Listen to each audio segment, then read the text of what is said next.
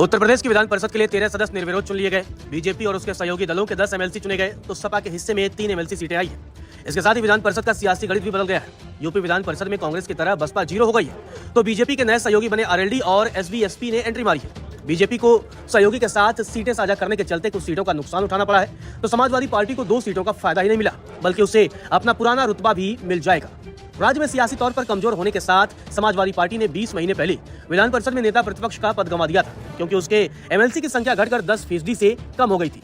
गुरुवार को 3 एमएलसी के निर्विरोध चुने जाने के बाद अब दोबारा से समाजवादी पार्टी को नेता प्रतिपक्ष का ओहदा मिल जाएगा क्योंकि उसके सदस्यों का आंकड़ा 10% पर पहुंच जाएगा। यूपी में 5 मई को खाली होने वाली 13 एमएलसी सीटों पर निर्विरोध सदस्यों को गुरुवार को चुन लिया गया है। बीजेपी के साथ और उसके सहयोगी अपना दल एस, आरएलडी और सुभाषपा के एक सदस्य निर्वाचित हुए हैं तो समाजवादी पार्टी के खेमे में 3 सीटें आई हैं। बीजेपी से डॉक्टर महेंद्र कुमार सिंह, विजय बहादुर पाठक, अशोक कटारिया, मोहित बेनीवाल, धर्मेंद्र सिंह, रामतीर्थ सिंघल और संतोष सिंह विधान परिषद के लिए निर्वाचित हुए हैं। बीजेपी के सहयोगी अपना दल से आशीष पटेल, आरएलडी से योगेश चौधरी और सुभाषपा से विच्छेलाल राजभर निर्विरोध एमएलसी बने हैं। वहीं सपा से बलराम यादव, शाह आलम उर्फ गुड्डू जमाली और किरण पाल कश्यप को निर्विरोध निर्वाचित घोषित कर दिया गया है। समाजवादी पार्टी के 3 एमएलसी निर्विरोध चुने जाने के बाद अब दोबारा से उसे विधान परिषद में नेता प्रतिपक्ष का पद मिल जाएगा। 2017 में सत्ता परिवर्तन होने के बाद से विधानसभा में समाजवादी पार्टी की हालत लगातार कमजोर होती जा रही थी जिसके चलते विधान परिषद में सदस्यों की संख्या भी घटने लगी। इसके बाद स्थिति ये हो गई कि सपा एमएलसी की संख्या 10% से नीचे आ गई। जुलाई 2022 में समाजवादी पार्टी की सदस्य संख्या घटकर 9% हो गई थी।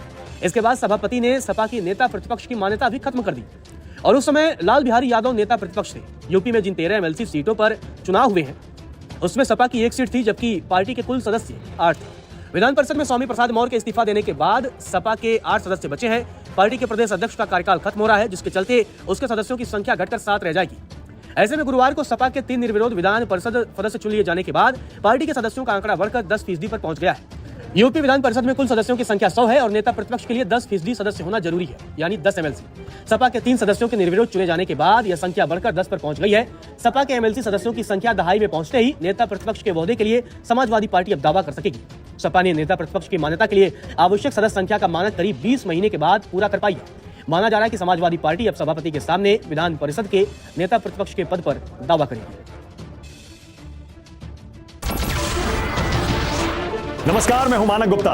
अगर आपको हमारा ये वीडियो पसंद आया हो तो इसे लाइक और शेयर जरूर करें और हाँ, हमें सब्सक्राइब और फॉलो करना ना भूलें ताकि आप देश और दुनिया की कोई खबर मिस ना करें। तो जुड़े रहिए हमारे साथ और देखते रहिए न्यूज़ 20। बोल रहा यूपी अब की परिणाम बदलने वाला है, परिणाम बदलने वाला है और बटन दबा दो साइकिल की सुल्तान